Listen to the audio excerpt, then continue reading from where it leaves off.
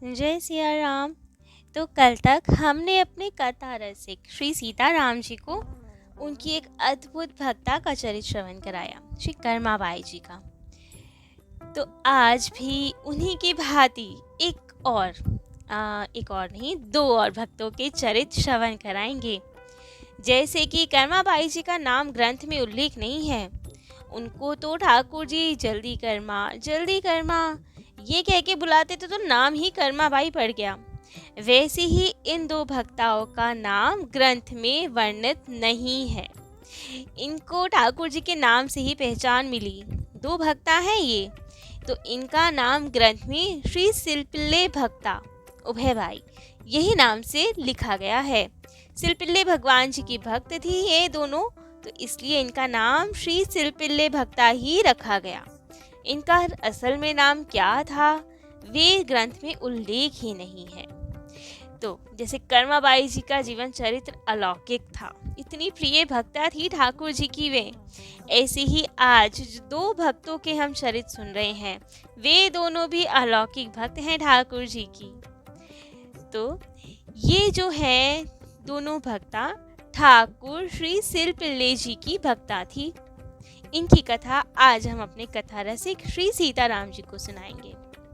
तो इन दोनों भक्ताओं में से एक तो थी राजा की कन्या और दूसरी थी वहीं के जमींदार की कन्या।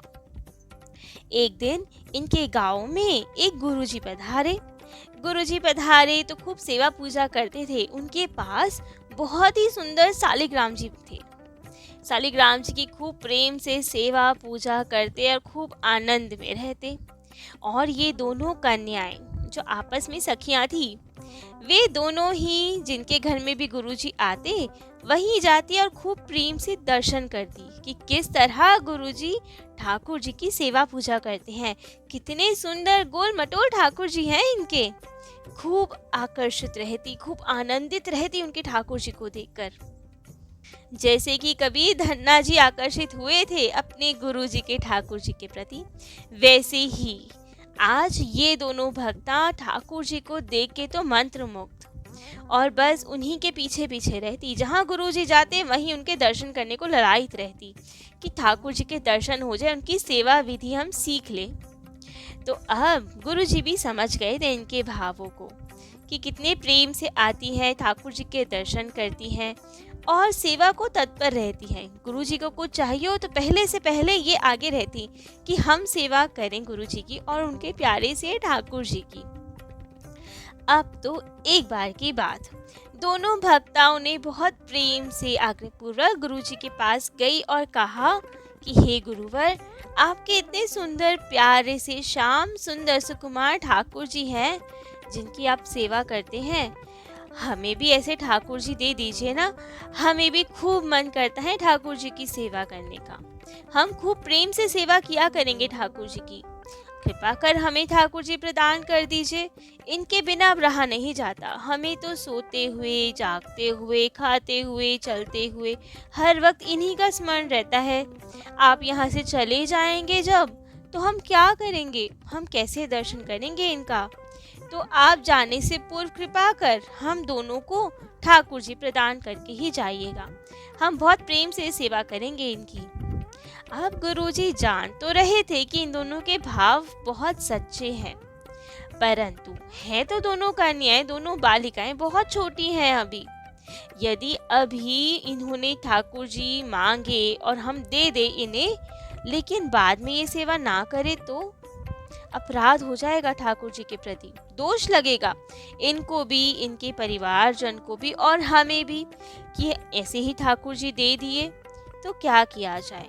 परंतु यदि नहीं देते तो दोनों बालिका बहुत उदास हो जाएंगी, जितना भक्ति इनके हृदय में जागृत है वो सब समाप्त हो जाएगी। ऐसा भी नहीं कर सकते हम। भावों से पता चलता है कि कितने ऊंचे भाव हैं इनके, कितनी अच्छी भक्ता हैं दोनों, लेकिन भगवत अपराध से भी इनको बचाना है। तो क्या किया जाए, कैसे दोनों जगह समाधान हो पाए, इनको भगवत अपराध भी ना लगे और इनके हृदय में भक्ति भी उच्चतर होती जाए। तब तो गुरु जी ने कहा ठीक है, कल प्रातः आइएगा, आप दोनों को हम ठाकुर जी प्रदान करेंगे। और तो बस ठाकुर जी की प्रेरणा से गुरुवर गए नदी के किनारे और वहां से बहुत सुंदर दो गोल मटोल से पत्थर उठा लाए और लाकर, देखने में तो शालिग्राम जी जैसे ही थे वे दोनों गोल मटोल से, तो दोनों कन्याओं को दे दिए और कहा, ये लो, ये है तुम्हारे ठाकुर जी, अब तुम इनकी खूब प्रेम भाव से सेवा पूजा किया करना। अगर तुम इनकी खूब प्रेम भाव से सेवा पूजा करोगे तो ठाकुर जी भी तुम्हें उतने ही प्रेम से अपनाएंगे, तुमसे भी बहुत लाड लड़ाएंगे, तुम्हें अपने दर्शन भी देंगे, तुम्हारे साथ लीलाएं भी करेंगे। तो खूब प्रेम से भक्ति पूर्वक इनका ध्यान रखना और अपनी भक्ति को बढ़ाते रहना, इनको भोग आदि सब सेवाएं करना इनकी। अब तो दोनों कन्याएं बहुत ही प्रसन्न कि आज हमें अपने ठाकुर जी मिल गए, अब तो ठाकुर जी मिल गए तो खूब आनंद से इनकी सेवा पूजा किया करेंगे। और गुरु जी भी प्रसन्न कि अब इन कन्याओं को भगवत अपराध नहीं लगेगा, कभी कोई भूल चूक हो भी जाए तो भी। और यदि भाव सच्चा होगा तो कंकण कंकण में ही ठाकुर जी हैं, तो इन पत्थरों में भी तो ठाकुर जी है, भाव से ही तो प्रकट होते हैं ठाकुर जी। तो कोई बात नहीं। अब कन्याओं ने पूछा, लेकिन गुरुवर इनके नाम क्या है, हम क्या कह के बुलाएंगे अपने ठाकुर जी को?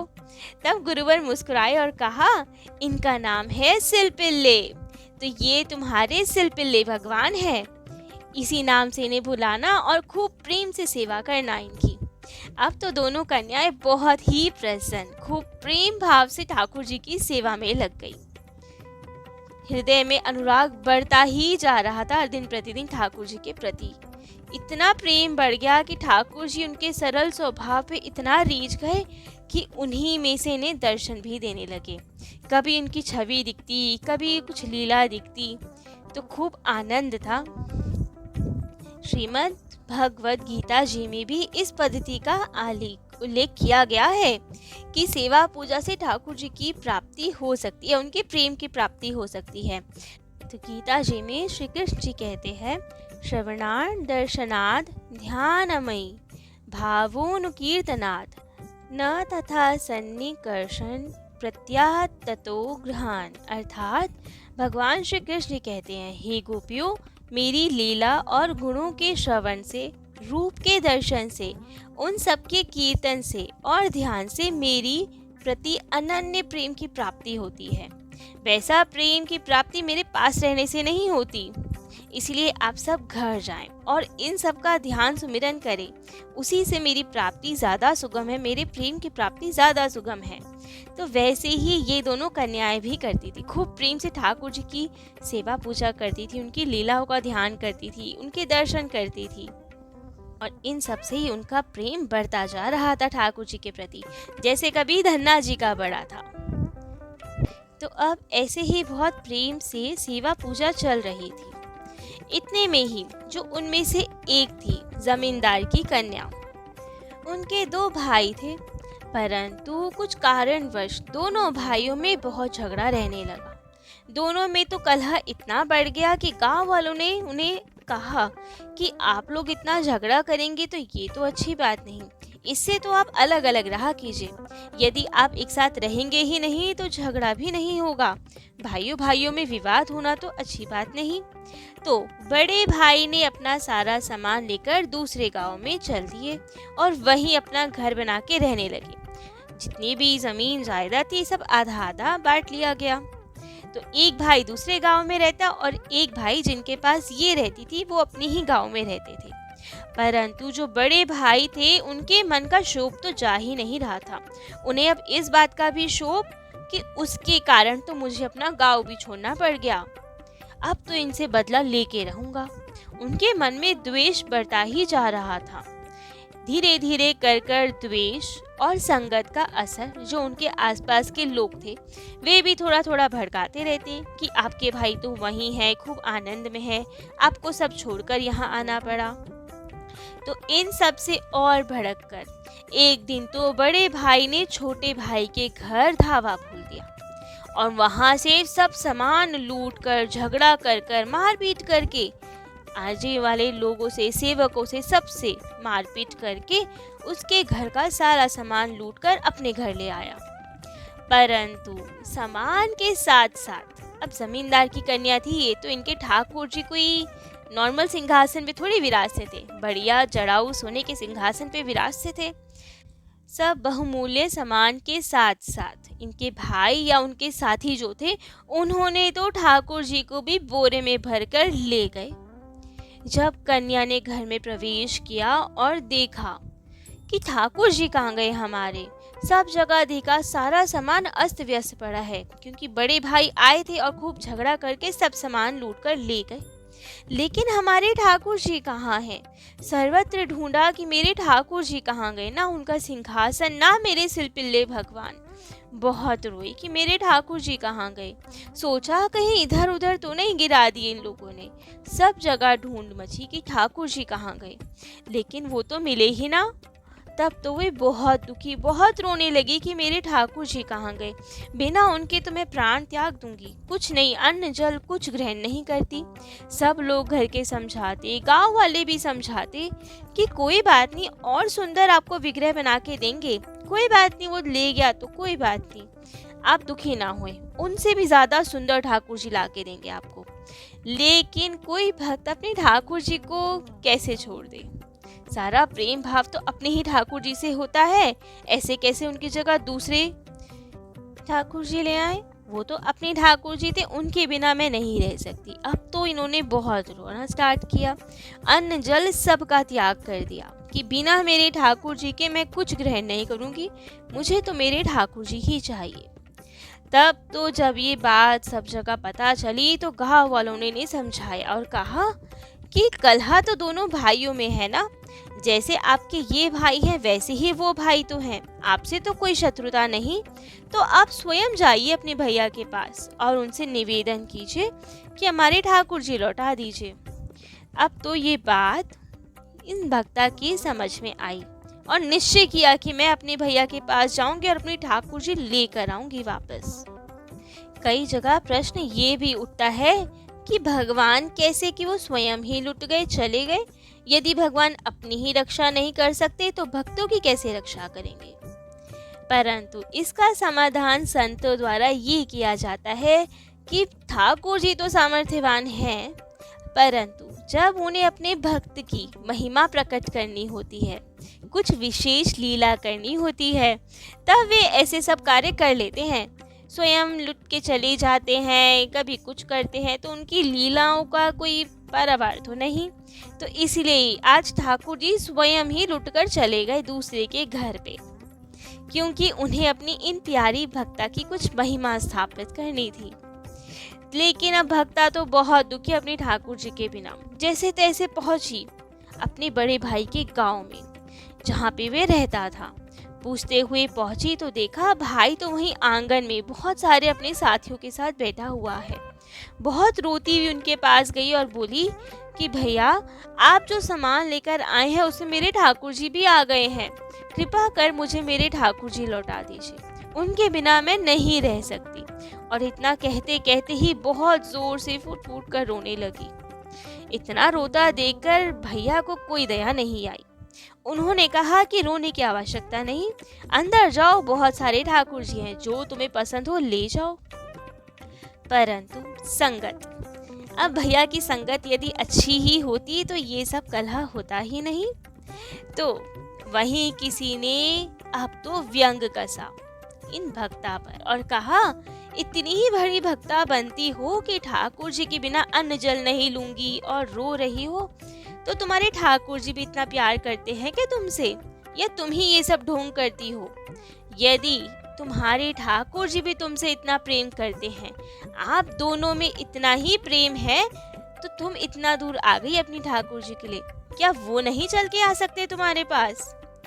अब तो ये बात इनके हृदय को चुभ गई। मेरे ठाकुर जी के बारे में कैसे बोल दिया, कैसे कह दिया वो मुझसे प्रेम नहीं करते। लेकिन वो व्यक्ति तो रुके ही ना, और सब साथी खूब जोर जोर से इन पे हंसने लगे कि यदि आज तो तुम अपने ठाकुर जी से और तुम्हारे ठाकुर जी तुमसे प्रेम करते हैं, तो अब तो वो ही आए, यहीं से पुकारो अपने ठाकुर जी को, इतना दूर चल के आई हो ना, अब ठाकुर जी को चलने दो, बुलाओ अपने ठाकुर जी को। देखते हैं तुम्हारे ठाकुर जी आते हैं या नहीं आते। अब तो इनको हृदय में इतना भारी कष्ट हुआ कि मानो शरीर ही छूट जाएगा। इतना विरह हुआ ठाकुर जी का, इतना प्रेम बढ़ा कि मेरे ठाकुर जी के विषय में कैसे बोल रहे हैं सब, और सब हंस रहे हैं हम पे। तब तो उन्होंने प्रेम पुकार की, इतना द्रवित होकर, इतना करुणा भरकर हृदय से अपने ठाकुर जी को बुलाया कि आज तो आपको आना ही पड़ेगा, देखो सब हंस रहे हैं हम पे। और ठाकुर जी वे तो वैसे ही प्रेम में द्रवीभूत रहते ही हैं, वे तो करुणा वर्णालय है, करुणा निधान है, वे तो पिघले हुए ही रहते हैं। तो उन्हें कहाँ देर लगनी थी। जैसे ही इन्होंने एक पुकार लगाई, ये यदि एक कदम चल के आई, ठाकुर जी तो 10 कदम दौड़ कर आए इनके पास, मानो जैसे कोई इलेक्ट्रॉनिक मशीन चल के आ रही हो। सबके देखते देखते ठाकुर जी अपने सिंहासन के समेत दौड़ते हुए आ रहे हैं, और सब देख रहे हैं कि ये चल कैसे रहा है सिंहासन। लेकिन ठाकुर जी की लीला, उन्हें अपनी भक्ता के लिए कुछ तो करना था। तो सिंहासन अंदर से ही चलता हुआ आ रहा है, जैसे रिमोट कंट्रोल कार हो कोई, और आया आंगन तक, और फिर उछलकर इन भक्ता की तो गोद में आ गया, इनके हृदय से लग गए ठाकुर जी। तब तो सब देखते रह गए कि ये क्या हुआ, क्या सच में ऐसा हो सकता है? इस कलयुग में क्या सच में ठाकुर जी आ सकते हैं? ऐसे चमत्कार हो सकते हैं? लेकिन सबके सामने हुआ ये, कैसे ना विश्वास करें। अब तो पूरे गांव वाले एकत्रित हो गए, सबने ये लीला देखी, सबके प्रेम आंसू आंखों में, सब इनके चरणों में नतमस्तक कि इतनी बड़ी भक्ता हैं ठाकुर जी इनसे, और ये ठाकुर जी से इतना प्रेम करती हैं कि ठाकुर जी स्वयं सबके समक्ष इनके पास चलकर आ गए। और ये ठाकुर जी की करुणा देखकर खूब रोई, ठाकुर जी को अपने हृदय से लगा के रोई कि ठाकुर जी आज तो आपने लाज रख ली, आप यदि नहीं आते तो आपकी और मेरी तो बहुत हंसी हो जाती। लेकिन ठाकुर जी अपने भक्तों की हंसी थोड़ी होने देते हैं, वे तो सदा अपने भक्तों के साथ रहते हैं। तो ऐसे प्यारे से भक्त सिल पिल्ले भगवान और उनकी ये प्यारी भक्ता, इनको कोटि कोटि नमन। आज इन्हीं भक्ति कथा अपनी कथा रसिक को सुनाई। कल ऐसी ही एक और भक्ता, जैसे कि हमने कहा था स्टार्टिंग में, 2 कन्याएं थी, एक जमींदार की पुत्री, एक राजा की पुत्री। तो अभी हमने जमींदार की पुत्री सिलपिल्ले भगवान की भक्ता की कथा सुनी। कल अपने कथा रसिक को दूसरे सिलपिल्ले भगवान की भक्ता की कथा सुनाएंगे, जो राजा की कन्या थी। तो आज के लिए इतना ही। जय जय श्री सीताराम।